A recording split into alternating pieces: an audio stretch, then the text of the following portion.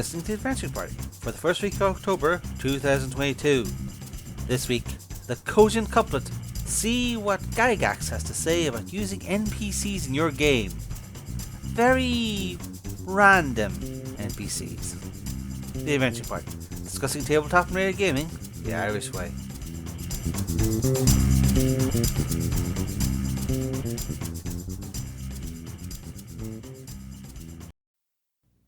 We really need to get through this book much faster. I have a list to deal with. Okay. People, kingdoms, areas where life still clings on. These all need to be dealt with, and having to deal with the various personalities of Gygax in this book. Oh, is that the sort of thesis we're working off now? It's kind of like split. There's different Gygaxes operating. There's at least two. There's the Gygax who believes that you are a 5-year veteran of original D&D, and you just need to come to him to have him explain all the problems away. And there's a Gygax who thinks you're a complete moron, and you need to be handheld through the entire process of sitting down at a table and picking up dice. There may be a few others. Okay, but I mean, look, we can't discuss that during the episode. I mean, think of the community. Think of what it would do to them to find it. Welcome to Tomes of Gygax, episode, what is this, 15? This is episode 15. We are on page 100 of this mighty work. By the indomitable Gary Gygax, of which there's only one. Definitely only one. Yeah. Yep. Physically only one. Physically, yes.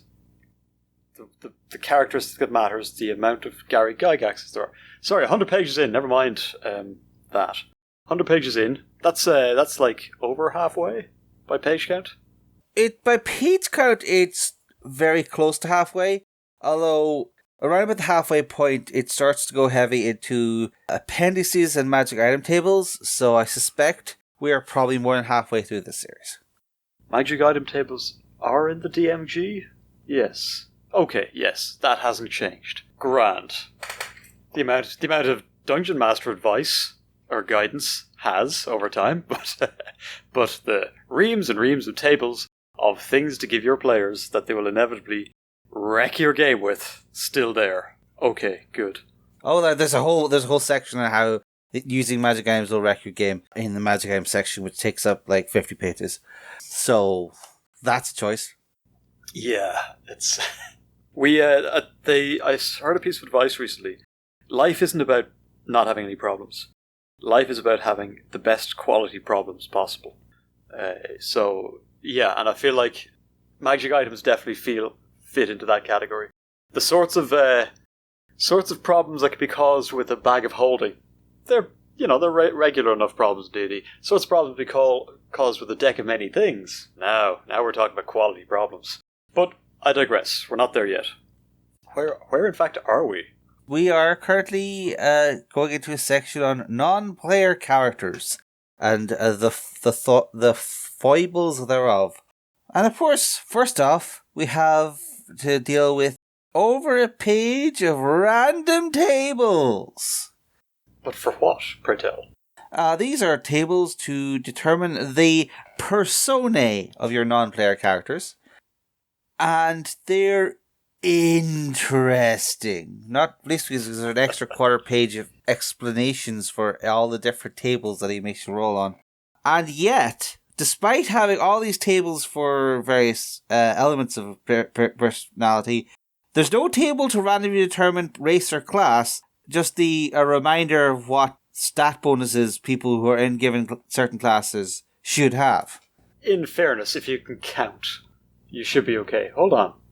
Oh, these are just the adjustments, yeah. I mean, it's not a comprehensive list of the races. There's only dwarf, elf, gnome, and halfling on it. I picked randomly for those. I'm pretty sure those are the only races that are in the first edition. So no humans? Well, they also have no adjustment, but, those are the only those are the humanoid races. Is it human? No, it's demi-human. Demi-human is the one. I feel like I might have outflanked you there, Warlord. But anyways, you're right. This is just a reminder for anyone who's generating a character. By the way, you'll need to do this stuff. So that first paragraph is often highly desirable, if not absolutely necessary, to have well-developed non-player characters. Yeah, let's come back to that. But anyway, we did a little exercise before we started. Yeah, we went through the tables and we generated some folks. And we haven't told each other what we came up with. Alright, will I start? Yeah, go ahead. Give us. Okay. Will we do yours and then we'll do mine? Sure. That makes sense. Okay, so I started off, interesting enough, with alignment. I have rolled neutral evil. So, somewhat of a villainous sort I have come up with. Their possession/wealth is above average. Their age, which may only be apparent age, is ancient. And their general appearance is dirty. Which, okay, I guess he's not showing off as well. That's a lot of people, though. Well, like, the thing is, the table differentiates between being rough, being ragged, or being unkempt. But no, this guy is dirty. He literally has... Yeah, Howard Hughes was wearing Kleenex boxes on his feet at the end, so yeah. Let's find out why. You know, what about his personality? Well, his sanity is normal. So, clearly it's not that he has... gone off the deep end where he's dirty. He is dirty with a purpose in mind. His general tendency is to be curious/inquisitive. His personality is hostile. Right. His disposition is proud/haughty. He has a scheming intellect, a hard-hearted nature, and he has a materialism that is covetous. Those are terms. Pillar of the community so far. Yeah. Goes with his wealth, of course. I guess. But also he is very honourable in his honesty, yet merely normal in his bravery. His energy is normal, and his thrift is spendthrift. So I guess the reason he's dirty is he doesn't spend anything on personal grooming. Right. Okay, so far so good. Lastly, his morals are virtuous. I will get back to what that means later. He has a pious piety, although to which neutral evil deity is unclear. And he is a collector of armor. So I guess all the money he could be spending on cleaning himself up, he instead spends in his secret lair full of cuirasses and such. Sorry, I've missed the... Did you roll interests for him? Missed that. Yeah, collector. It was collector. There's like... Oh yeah, there's a bunch of them. The tables have their own biases, but we'll get back to that. Oh, they certainly do. Well, did you come up with a name for this guy? Or is that... It's not on the table, so it doesn't matter. But I imagine there's a lot of syllables, and he probably has a nickname. Scruffy McDuck, I imagine. Okay, it's funny, because once you... I mean, it's a bunch of random rolls, but they do kind of... I suppose through the kaleidoscope of the human experience, we find ways of interpreting that as being something we can recognize as a person. I think you all have an image now of some scruffy, sort of flint-eyed ne'er-do-well who has amassed a fortune, and how you might fit them into your campaign is an open question. Okay, so I did pick a race and a class. So I've got a gnomish monk who's a mercenary, and then we get to the rolling. That's where things get interesting, because I also turned up a neutral evil character. Yours is what? Lawful evil? No, neutral evil as well. Yours is neutral evil as well, which is towards the middle of the D10 roll. Gary, there's this thing called, well, I suppose they're all equally likely, right? Except neutral, which is twice as much. Yeah. Anyway, so neutral evil. His possessions are average. His appearance is youthful. Immaculate in his general appearance. His sanity, I rolled 9 twice, is insane. So, okay, here we go. So then we get on to his traits, his general tendencies. Is to be optimistic. Okay, he's an optimist. Yeah, I know. You have to be insane to be an optimist in this world. Pretty much. His personality, however, is abrasive, and his interests lie with religion, which for a monk that makes sense. His disposition is proud and haughty. His intellect is ponderous. I suppose you get a lot of time humming. His nature, however, is vengeful, and his materialism is avaricious. Okay. His honesty, however, is scrupulous, and his bravery is normal. His energy is normal. However, he is thrifty, and he has his morals. I originally rolled a 10 for this, which would have been perverted. But on checking, because there's a couple of these results you have to roll twice to confirm, he turned out instead to be immoral. But also, in terms of piety, a martyr or zealot. Right. Lastly, his collections turned out to be. Oh wait, do you only roll on collections if you? Yeah, okay, got that. So I didn't need to roll on that. I had, however, turned up trophies and skins, which makes me think this guy is some sort of serial killer, some sort of religious lunatic. How do you skin someone if you're a monk? Do you punch their skin off? Yeah, it's just one punch is all you need. Pop them right out. It's called shooking. You shook him. You ever shooked a human being, Warlord? A few times, I guess. Out through the mouth. Damn. Right, so slightly less coherent, I think, but you can kind of start to imagine a small lunatic with an uneasy sort of air about them. Immaculately turned out, but in that too proper, it's a bit weird sense. Optimistic. What's the American Psycho guy again? Norman Bates? Norman Bates? No, that's the Psycho Patrick guy. Bateman. Patrick Bateman. Yeah. Okay. Wonderfully, chillingly portrayed by his name escapes me now. Batman. Christian Bale played him. Batman. I think it was one of his breakout roles. Read the book years and years ago, American Psycho. It is not a book I recommend. I think I'd prefer to go back and just start watching pimple popping videos on YouTube until I felt sick or something like that. It's a more wholesome experience. Yeah, anyway. Okay, so, yeah.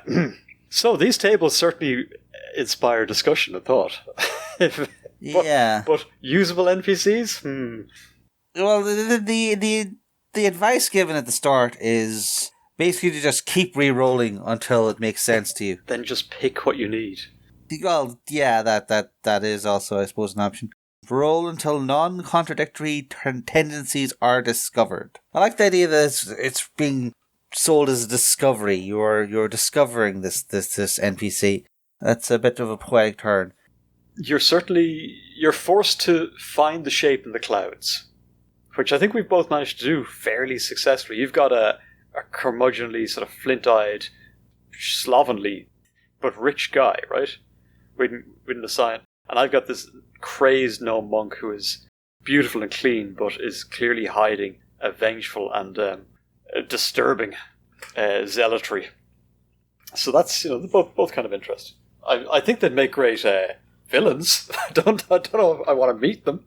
But yeah, most of these are fairly normal tables. There's a few D24 tables, which you're supposed to simulate with a D12 plus a D2 acting, a D6 acting as your D2 to see which side of the table you're rolling on. It's fine, that works. But there's a few oddities. One such thing is the personality table, where you have 3 columns and you roll an extra D8 to see which of the columns you're actually rolling on. Gygax appears to have opinions on how prevalent personality types are, because you have a 1 to 5 chance of being on the average personality set, a 6 to 7 of being extroverted, but you're only introverted on an 8. Gygax does not seem to think that introverted people were actually that common, which is an interesting take for someone who is, surrounded by nerds on a regular basis. May I, however, offer a counterpoint?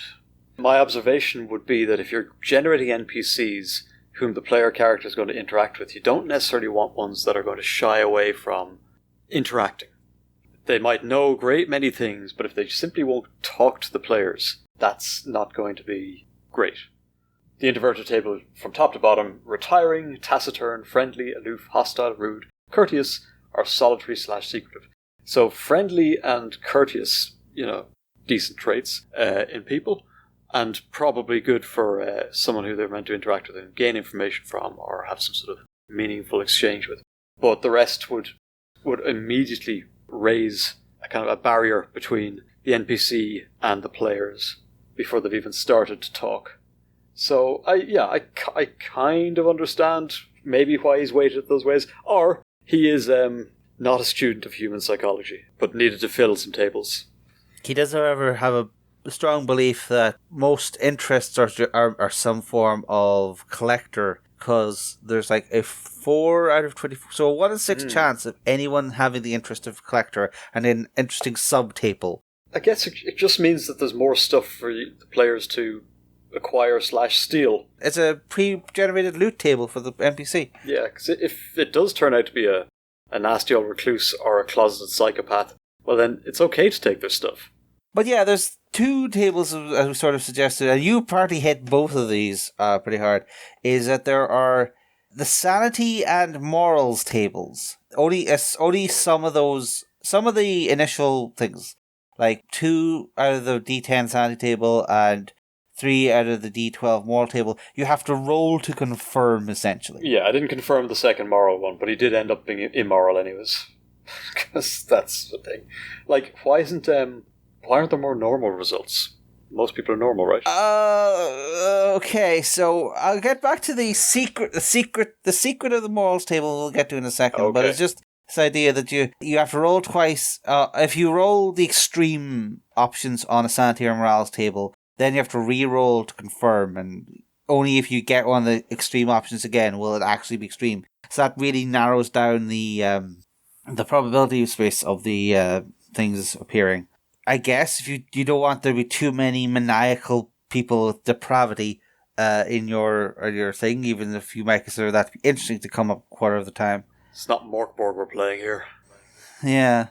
But the thing about the morals table is that you look at it and it's just very focused. So you go from aesthetic to virtuous to normal to lusty to lustful to immoral to amoral, and then perverted, sadistic, and depraved.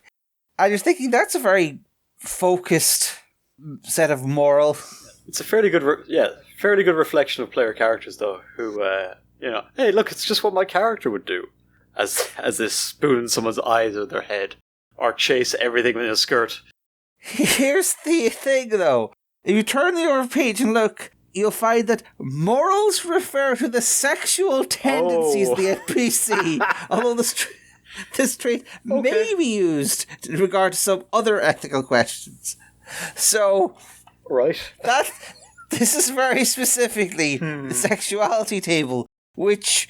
What's an immoral versus amoral sexuality? I don't want to know. No, let's not. That's family show, folks. Moving on. Okay, so that's man, the fatal guys. They may have been a little closer to the bone than we want to admit. Right, so having referenced some of the more problematic RPGs released in the last few years, let's crack on to where do we go from here? Quick. Well, apparently we first need to qualify how these various traits affect your counter reaction chances. Do you remember that table from like page 16 or something? Okay, if we must. Yeah, so it's very important to know that if you have these are reaction adjustments. Actually, most of these are any. Like, you're just supposed to just add a D4% change in disposition or in reaction to just... Okay, this just seems very thick, because all these are randomly determined modifiers, and most of them are for having any tendency or subtype or subtrait. So that's just a whole bunch of extra dice to roll, including whether it's a plus or minus bonus. I always hold the opinion that when I see large numbers of random generation tables, especially around Minutea's height and disposition, like, this is faff, they needed to fill half a page, they couldn't afford artwork, so they threw in some tables. Let's push on, let's give this the consideration it deserves and move past it. Have you seen this language table before? Yeah, I was going to give it a mention before we left this entirely, but a D100 language table. All right, give it a roll. Yeah, a surprisingly large amount of those numbers are individually filled. Yeah, there's a lot of languages. I got a 35, which gives me Storm Giant as a language. Yes, apparently, not only is there not merely a giant language, there is individual languages for each of the different types of giants. Similarly, every type of dragon has their own language. Well, there are rich and varied peoples. Can't call them a species. They're peoples. And giants, giants have sort of held second place in terms of the varied dudes in the Monsters Manual for a long time. So yeah, look, don't try and sweep away giant culture, you fascist. I just find it interesting where the average campaign will have, well, maybe this is thinking in terms of marketing, but are you really going to be in a situation where having the Black Dragon language is going to be noticeably different from having the Gold Dragon language, considering how many dragons of each type are going to show up? Each sings its own song of creation. You complete dullard. This is rich lore we're dealing with here. Lore. I guess I'm just sort of curious as to why the choices here. Why do Zorns have their own language, but Earth Elementals don't? Or you try speaking with your mouth full. Zorns are the rock-eating dudes, aren't they? They'll eat anything. Yeah, so they've you've got to have and they have a weird, and their mouth is at the top of their head or something like that. They're basically walking trash compactors. Look, it's again.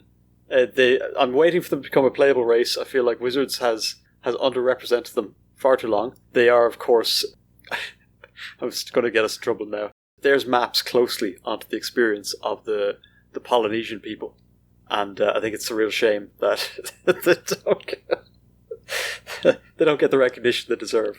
Sensitivity readers are required, but look, it's a ridiculous table, but who knows, that wealthy recluse knowing something of the Zoran language makes them even more interesting. Perhaps, yeah. You don't meet a lot of Zorns, no matter where you go. Yeah. I can understand some arguments for everyone having their own language, but I understand why in later editions this was pared down to a more cohesive list where... What's a Nixie? It's a type of pixie that lives underwater. Okay, so it gets its own. Huh. The real obscure one here is the Shedu, which I don't think has shown up since first edition. Well, not in the main monster manual anyway. It's a deep cut. What is it? It's one of those Mesopotamian animals, which is like a winged bull with the head of a man. Oh, like a Syrian sort of thing. Yeah, one of those Assyrian things. A chaos dwarf deity or something. Yeah. Yeah, for those of you playing along at home. Okay, so Nixies get on here, but Pixies don't, and then you've got some... No, there's Pixies there. Are there? I've missed them completely. Help me. Oh, the 77, yeah. Right, okay, Manticore is on there. Lizard man, but not lizard woman. Really, Watsy, we can do better. Shall we keep going? Not a single mention of alignment languages here, because those apparently aren't randomly determined. Well, that was 2 interesting pages. Then we're going into special roles of the Dungeon Master. This is where the text goes back to being very block-like. So, there's a section on henchmen.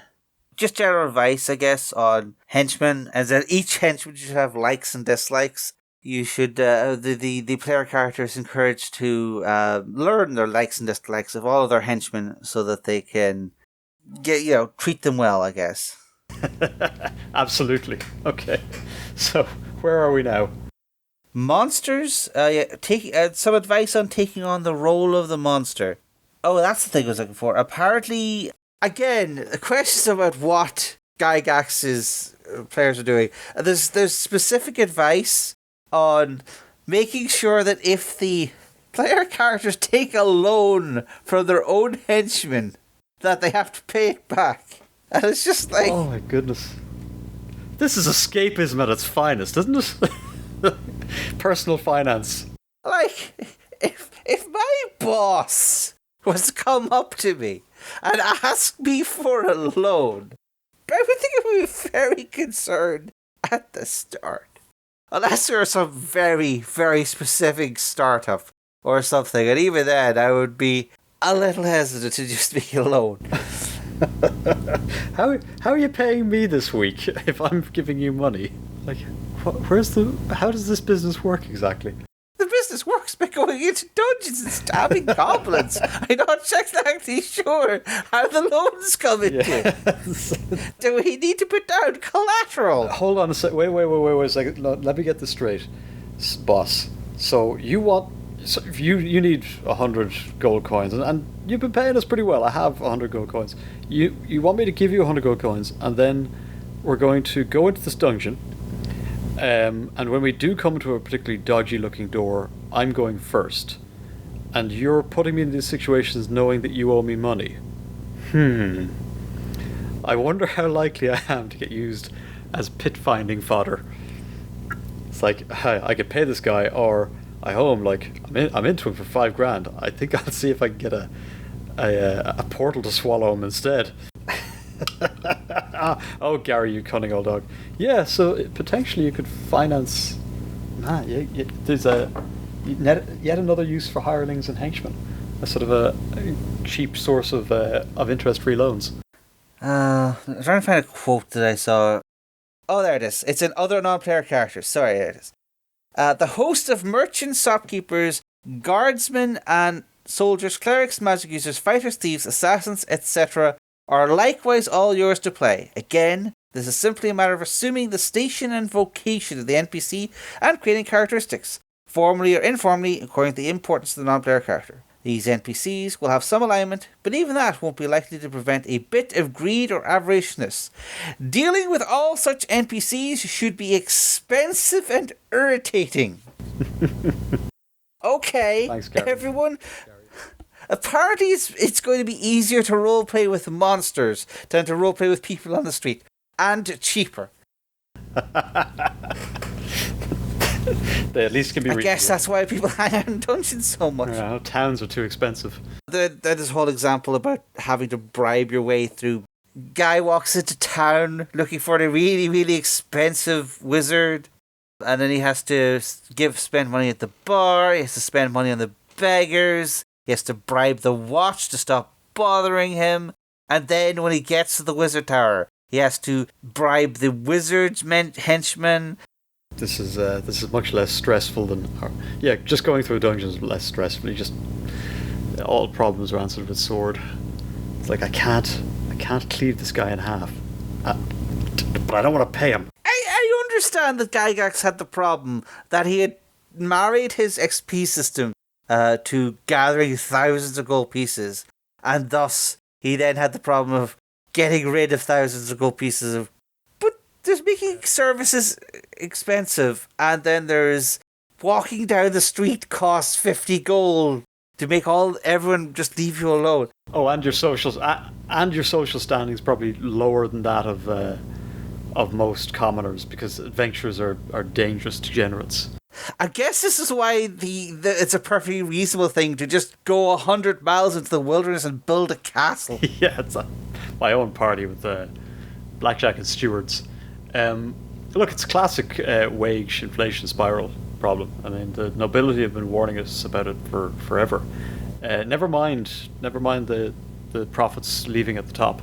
It's these basically greedy adventurers who are expecting a free ride. Never give your players a free lunch. But if you give them more money, it's just gonna push the price of spell components up. What we need to do is suppress wages. Frankly, adventurers should be paying us nobles for the privilege of emptying the lands of dangerous creatures. No, never mind my gold-plated toilet. After all of this unnecessary expenditure, we get to more reasonable expenditure as we get the guidelines on hiring non-player characters to cast spells or use devices. Now, putting aside the modern American healthcare system levels of expenditure on basic cure spells. As if I hadn't felt politically agitated enough by this episode. Do go on. There's some interesting elements here, such as the expenditure for being thrown into the astral plane, the price for atonement because you decided to change alignment for some reason. Apparently, you can just buy detect good and evil spells, but it's cheaper if you're using a magic item rather than having it. Apparently, yeah, if someone has a wand of detect evil, you just pay them 100 gold and they just wave the wand. But if they have to actually cast detect good and evil, it's 1,000 gold expenditure because I don't know, it's more invasive? Can you really afford to go into a dungeon without adventurer's protection insurance? Have you considered the losses to your loved ones and, their steward and vassals, should you be sucked to the astral plane? Are you sitting on several hundreds of thousands of gold, but risking it all by not insuring against curses and scrying? If the answer to any of these is yes, then please contact the Guild of Adventure Protection Insurance, where we'd be happy to sit down with you today, one of our consultants, and discuss a reasonable fee structure to protect you and yours from the risky life that adventuring brings. Adventure Protection Insurance is a regulated product. Your losses may go up as well as down. Beholder's insurance is not included in the package. Right. So, as well as the ridiculous vices for various things, there are some interesting possibilities here, including the fact that very destructive spells like Control Weather and Earthquake are only a rather affordable 10,000 gold pieces per casting. So you can just bribe your local clerics and druids into just waging magical terrorism upon any kingdom that you... See, that's great, because they're selling the resist earthquake protection out the other end of the spell. It's like, if you really had it with the local homeowners association, you can, they're more than happy to cast it. There's no guarantee that the homeowners association hasn't already installed some protections. So I can do fireball for you, mate, but they may have resist fire. I absolutely know they do. I sold it to them last week. I'm not going to tell this stooge that. So yeah, I've always imagined fantasy role-playing worlds to be, they would have to be logically festooned with charms against this, that, and the other. Buildings should be carved with symbols of protection against all sorts of things. It should be a huge part of the economy. There's a C.S. Friedman wrote a series of books called the Cold Fire Trilogy that illustrates this point quite nicely. There's entire merchant subclasses of magic users whose entire sort of income is based on charms and protections against all sorts of bedevilments and spirits. And I think it's probably it's sort of the economic background. It's not exactly what adventuring is about. But next time you're describing a village that your players enter, maybe just big up the charms and sigils and things that are scrawled on walls and hung from doorways to give a sense that there's lots of bad things in the world, but there are lots of people working on protections as well. You should probably buy some. I do find it interesting that the notes afterwards do very specifically say that we did not list attack spells in order to discourage the hiring of spellcasters for such purposes, but he did absolutely list such things as Control Weather to destroy farmland, Earthquake to level cities, and Gate to summon gods and devil lords into the prime material plane. So the advice that especially hired spellcasters should not be going on an adventure seems to fall flat when that is apparently on the table, to just have people cast Earthquake for fun. We seem to be right down into the meat and bones of the actual GMing advice at this point, though. As ridiculous as some of this stuff seems, he is laying out examples and talking about kind of real applications of some of the stuff in this book, how it might be implemented, which, as kind of off-kilter some of it is, yeah. This is the NPC section. We're past all the combat minutiae and all the bookkeeping bits, but we're stuff like campaigns, NPCs, conducting the game, that kind of thing. So I understand why this seems like the more advicey part. It's just that we run up to... This is where Gary's foibles really start to come out, such as if you ever want to not have your NPCs cast Earthquake at random, you can apparently just quote scripture in order to justify this. Is one of the sections here. Okay, like I said, it's slightly screwy advice, but still advice. Quote scripture. Yeah. Oh yeah. Yeah. I see it now. Should any of good, particularly lawful good alignment, complain, note that the worker is worthy of his hire, and similar scriptural quote might be called for in order to silence complaints. Right. What? And of course, again, Gary Gygax's players seem to have been absolute bastards, because there's a section on what to do if you cast charm spells on a spellcaster in order to make them start earthquaking and fireballing people. Right. Yeah, this whole thing's pretty wild. One of my notes here is just something bootstraps. Well, we'll have to remain puzzled by that particular tidbit. Bootstraps? Never mind. Okay, monsters and organization. In fact, I just want to close the book on that whole section. Player death is touched upon, but never mind. It's fine. They deserved it. It was their just reward. Okay. So this is the thing. You want to kill them off before about 20th level, well, before 15th. Reset. Lower level characters much easier to deal with. They don't start casting Earthquake for political reasons. Right. So, Monsters Organization, as has been stressed herein, you will find that it is necessary to assume the various roles and persona of all the creatures. Yeah. You're playing everybody. Particularly difficult in combat situations. You must be able to quickly determine what the monsters involved will do in any given situation, and this could be particularly difficult in combat situations. Is it really, Gary? Generally defend or attack using whatever specialities or special powers or weapons of the hand, use the terrain, etc. That seems the easiest thing to determine. How is he going to complicate this for us? So the next section is breaking down, almost in Sun Tzu terms, the 6 types of combat encounters. Each one has both the initial encounter version and the players ran off, healed up all their wounds and spells, and came back, and what happens the second time they encounter. Right. Going into deeper and deeper detail. Yeah. Starting with a crypt, and then there's giant ants, and then the lair of an orc band, and man, it's gotten pretty exercised. Oh, and then example 4, the party comes upon a small town and openly assaults the place. Because, let's face it, in this version of D&D, small towns are probably the biggest threat that parties face, at least economically. And the next section is one that's really interesting, because it's just what you might consider in the modern game to be a very normal thing, but here a bandit camp is actually the second most complicated version, because this is not even the regroup, come back the next day version. A party, as soon as the party is detected, the entire camp will be organised and ready for action at the spur of the moment. As soon as the guard picks out the alarm, reaction will be swift. Traps, snares, and pits will be everywhere.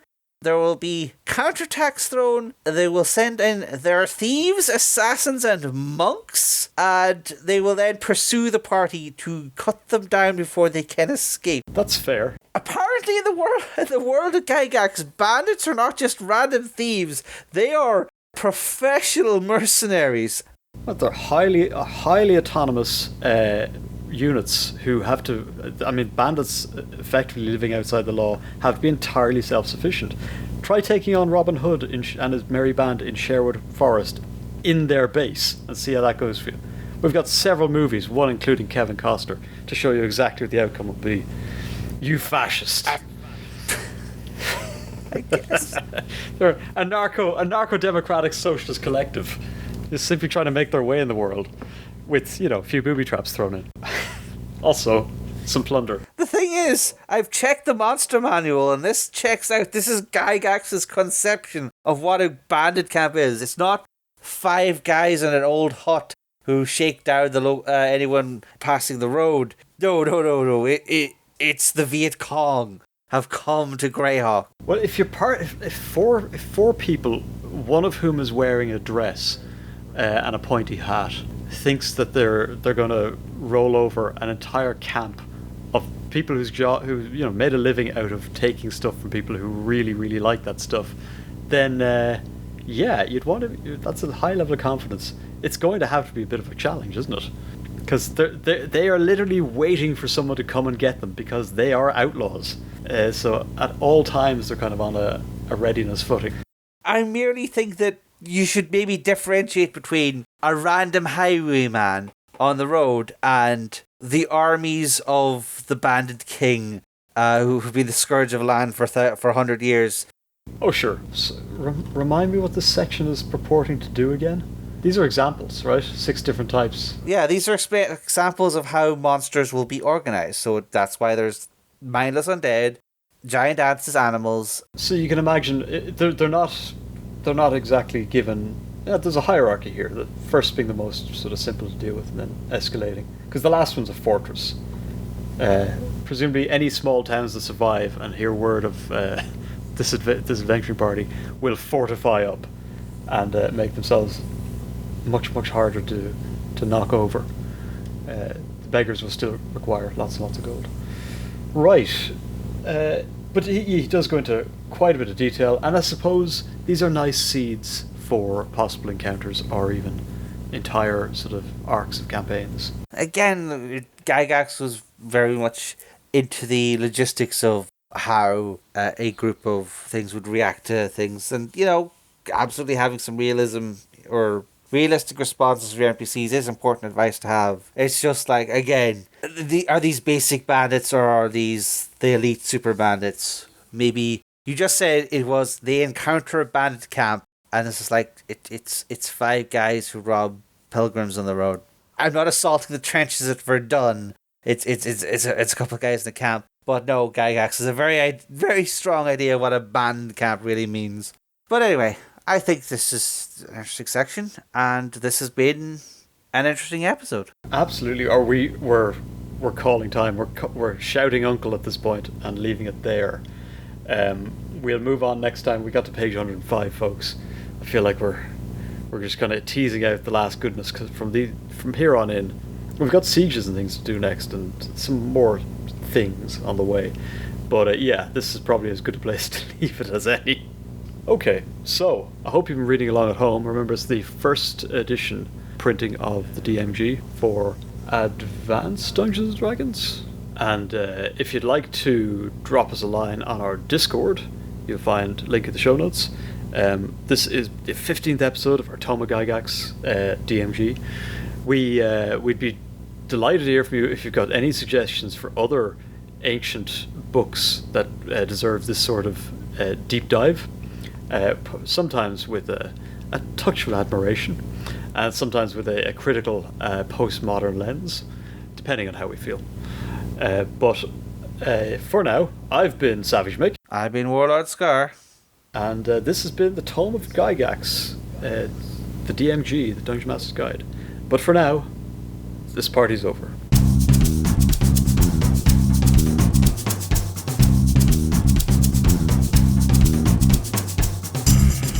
Thanks for listening to The Adventuring Party. You can find show notes and links to things we've mentioned at www.theadventuringparty.net and on our Facebook page. You can leave comments there, or talk to our Twitter account at AdventuringPTY, or you can record a voice message at www.speakpipe.com/theadventuringparty. We can also be contacted directly by email at party@theadventuringparty.net. If you'd like to be in touch with the party all the time, come join our Discord server, link in the show notes. The Adventuring Party was released under Creative Commons Attribution Non-Commercial Share Alike from Version 3 license.